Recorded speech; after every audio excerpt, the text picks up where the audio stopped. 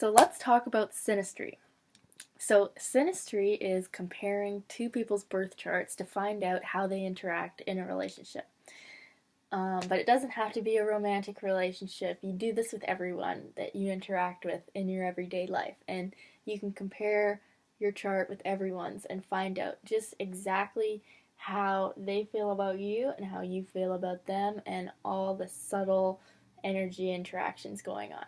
Okay, so anyways, when another person's planets fall in any one of your 12 houses in your birth chart, they are going to make you feel a certain way about them. And this is going to be different for everyone. And this is why, because everybody has a different chart, everybody's planets fall on each other's houses differently.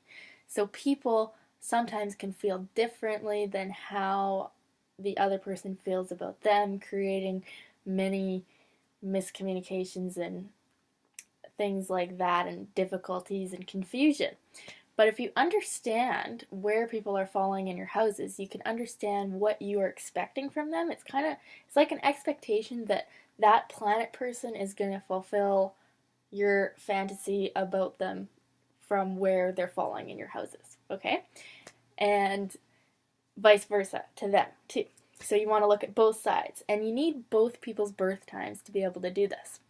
Okay, so when people's planets are falling in your first house, usually there can be kind of a physical attraction, because the first house in astrology represents the physical body, it represents the appearance, it represents one's basic outlook and how they look at the world, how they approach the world, and also how people see them. The ascendant or rising sign is how people see us and how we approach life.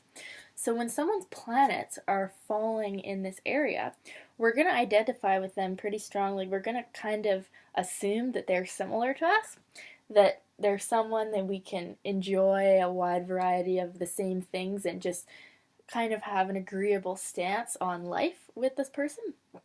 But if you don't really like yourself and someone's planets are falling in your first house, this can be kind of uncomfortable, and you might not like being around them because it reminds you too much of you. So it depends on what's in the natal chart of the person's first house and how they actually feel about themselves, whether this will be good or not. But sexual planets like Venus or Mars going in someone's first house can generate a lot of attraction, physical attraction.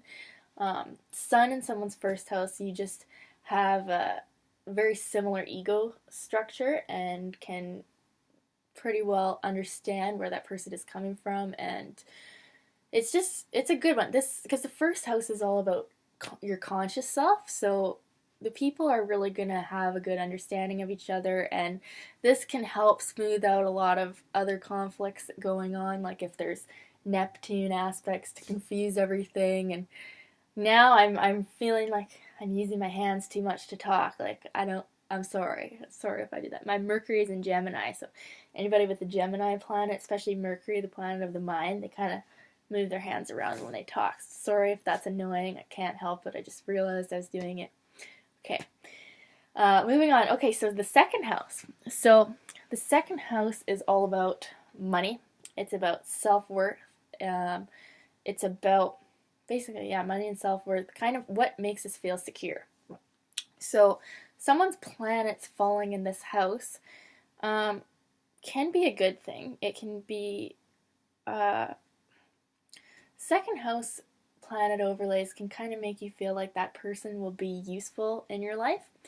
And the second house is also ruled by Taurus. So there can be some physical attraction here, but usually with some possessiveness as well. Like if someone's Venus or Mars falling in your second house, you can find them quite beautiful. You can think they're going to bring something into your life that maybe you're lacking, because if you're lacking self-worth or lacking money or any of these things, someone's planets falling in your second house will make you aware of that, and you'll kind of want to possess them or control them like how Taurus would.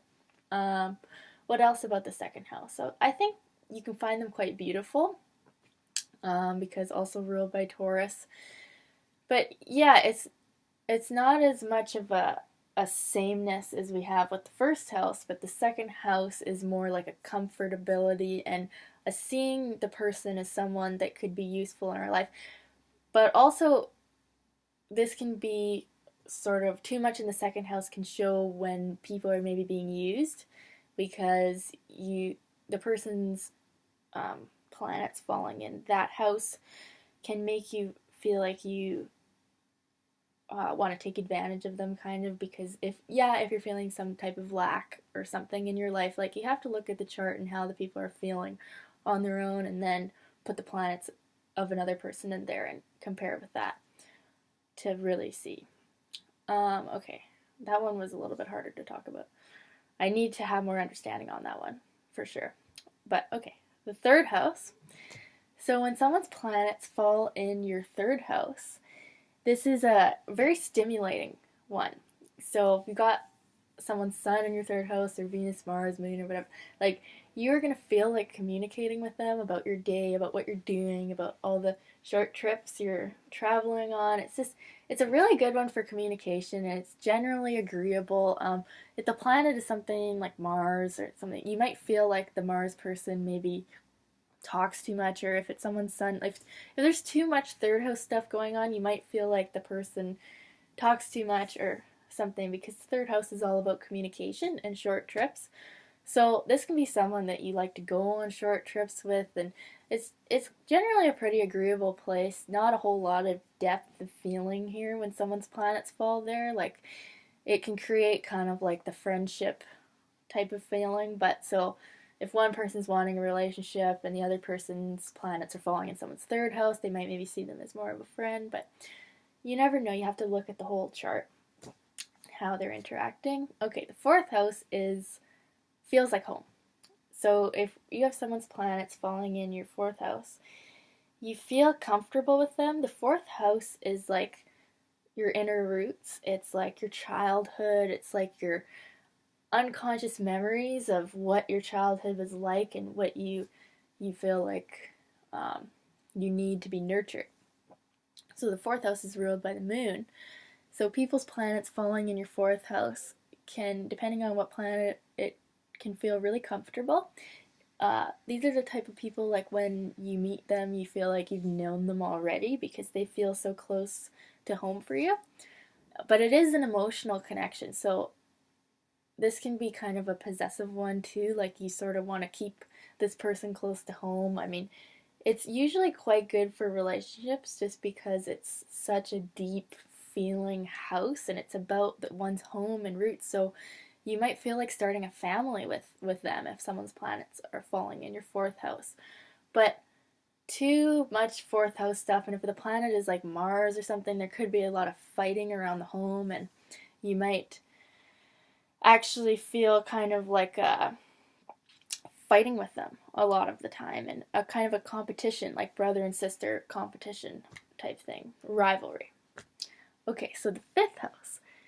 The fifth house is all about pleasure and fun and gambling and fun sex, love affairs. So when someone's planets are falling in your fifth house, it can make you want to make babies with them. And you'll really enjoy spending time together. It will be a lot of fun. You'll like to talk about your creative pursuits. You'll probably respect their artistic abilities. Just really a lot of enjoyment here. And a lot of romantic attraction, sometimes so much that it's like a blinding romantic attraction. But a really good one for fun, and it doesn't usually fade, this one. Like, planets in the fifth house, there's going to be a strong attraction and a lot of fun together, and it's not really going to go away. So you can see this in the charts of a lot of long-term couples, or just friends who really have a lot of fun together. But these people can stimulate each other to be more on the partying side, like a little bit overboard, maybe some overindulgence here, because it's just so fun in being together, and it's not really a practical house. So also beware of deceiving yourself. Like, you might think, oh, we're having so much fun together, but maybe it's not, maybe the feeling's not being reciprocated, depending on where the other person's planets are, where your planets are falling on their houses, right? You gotta look at that, because you could get a little bit confused there because you feel all these romantic feelings, so you just assume that the other person does too, but they might not, so you got to look at the whole charts. Okay, the sixth house. So the sixth house, when someone's planets are falling in your sixth house, this is the house of day-to-day work and health. This is not really the most romantic one, but you have to look at the person's chart on their own, and if they have an orientation towards Virgo or the sixth house, they might like this feeling, whereas someone who doesn't may find this a little bit more annoying to have. But this person can really help you with your day-to-day life. Like, let's say you need to get organized. This person will help you. This person will help you plan your day. This person will help you. Maybe they'll cook for you. Maybe they will clean your house for you. Like, this is the kind of relationship we're seeing with sixth house overlays. But we can also see maybe one person being taken advantage of here too, like the second house. So watch out for that. Like one person doing all the giving and the other person just being helpless and needing all this help. That can happen with someone's planets being in your sixth house. You can, I'm trying to think of which person would be the one on the receiving end of all the help.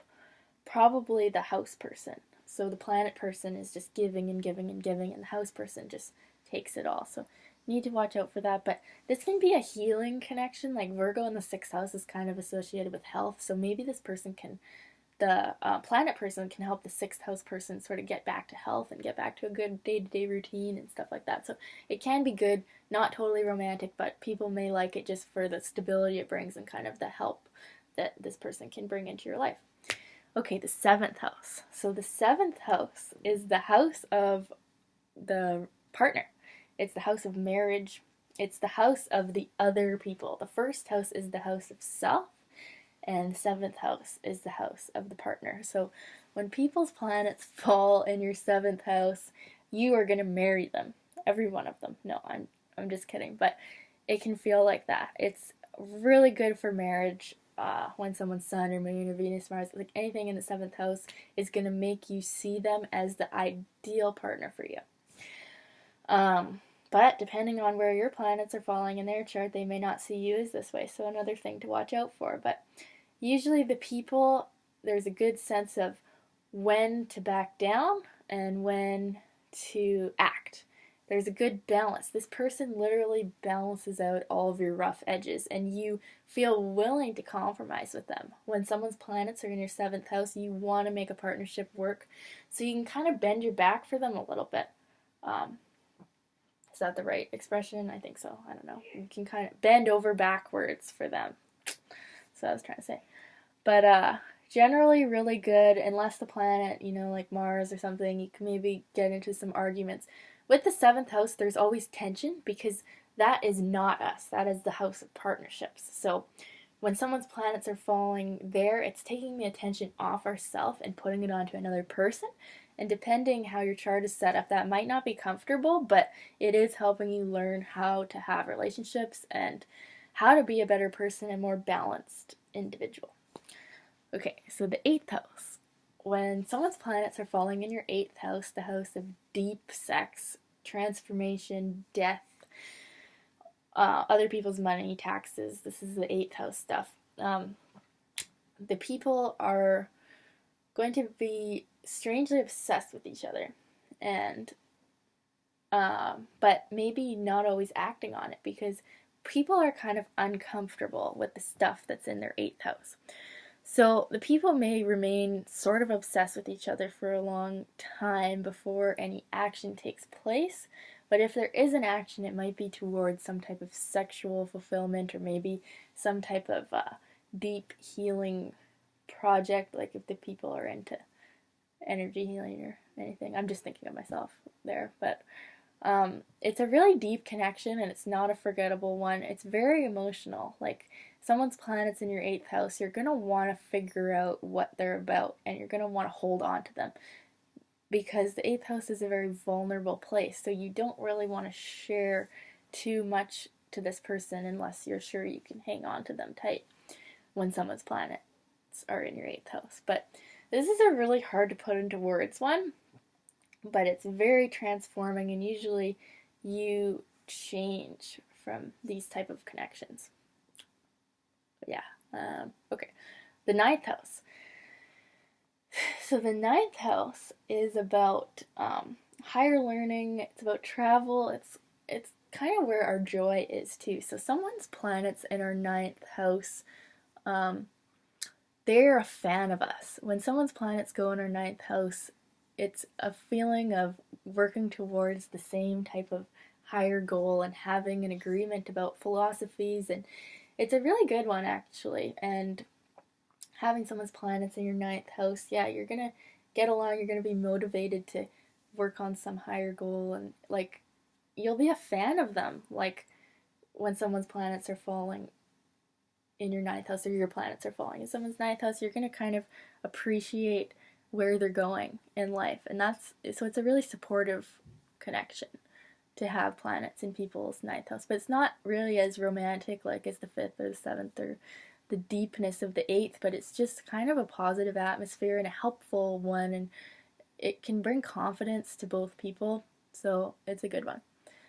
People's planets in your 10th house. So when people's planets fall in your 10th house of career, and you're kind of like your higher calling, it's who you want to be but who you don't really feel like you are, they can help you become a better person, help you to be more focused on your career, be more stable and solid in yourself. But it can kind of feel uncomfortable when someone's planets are in your 10th house because it's opposite the 4th house, which is of home and family, and the 10th house is of the public image. So you can feel like a pulling towards them while at the same time wanting to retreat back into your home because you feel kind of uncomfortable with being that person. But eventually it allows you to grow and be that person that at your midheaven, the person that you really want to become. But it can be kind of a colder place with more of a focus on work than actual human feeling. So like someone's moon falling there is kind of uncomfortable, but still can be very helpful in molding you to be that person that you want to be, you know, the highest point of your chart, the midheaven. Okay, so the 11th house. When someone's planets fall in your 11th house, you feel like friends. You feel like they're your friend and you feel very open with them. You feel happy and you feel like they are someone who you are really inspired by. Because the 11th house is also the house of hopes and dreams, and you dream of being like that 11th house person, and they help you grow to become that person. But this can also, it's not a romantic one. It's a more friendship-like one, so this can kind of make people put you in the friend zone, I think, a little bit if there's too many 11th house planets going on. But usually, like as with the 5th house too, these feelings don't fade. Like, you can have a long relationship with someone's planets in your 11th house because you feel like friends, and friendship is really important to relationships, and the people generally get along and have similar goals too, like the 9th house. And so this is a really good one. Okay, and last but not least, the 12th house. When someone's planets fall in your 12th house, this is really weird, and you're not going to fully understand it. Even if you study charts for years and years and years, you're probably not going to fully understand this one, and you're not going to fully understand the feelings that are brought up when someone's planets fall in your 12th house. And they're not really going to understand why they're bringing up these feelings in you either. But the 12th house is the house of the unconscious. It's the house of the part of you that is actually the deepest part of you, but it's the part of you that you're not very connected with, and you don't really realize what it is or how to access it. It's very fuzzy. It's like you have a general idea, like that there's something there, but you don't really know what it is or how to access it. And then someone's planets come and fall in your 12th house, and you're really drawn to them, and but also you don't really understand them. They're very out of this world to you. It's a dreamy, romantic thing. It's very Neptune. It's like you don't really know what's going on. And so 12th house overlays can create a lot of like really confusing actions on the part of both people. Like these are the kind of relationships that are secret relationships or affairs. Someone comes in your 12th house and you just feel the need to go against all reason and just go be with them and throw everything to the wind, and because you're reaching out for this unconscious part of you that you don't fully understand. And this can become a very intimate and healing connection if you do get a chance to be with this 12th house person. But oftentimes you don't, and you just get to learn about yourself and what is there. It can be common that the planet person can end up actually hurting the 12th house person, but because this is the house of the unconscious and all that Neptune stuff, it's kind of like the planet person comes to us as a guide to help us access what is there, but they might not always be meant to stay in a relationship with us. So that's a trippy one. Can be good, can be very deep, very emotional, and confusing one. But anyway, so this is in Synastry, what it means when people's planets fall in your houses. And you can find this out by having both people's birth times and comparing the two charts. If you don't know how to do this, I can do it for you gladly. And anyways, yeah, it's one of my passions in life because you can gain so much. And this is only about the houses. I didn't even get into the aspects. I didn't really get into the meaning of each different planet in the houses, which I will for later videos. But this is the kind of stuff you can find out with relationship astrology, and it's awesome. So anyways, I hope this was helpful and not too long and boring, and there will be more to come. Okay. Goodbye.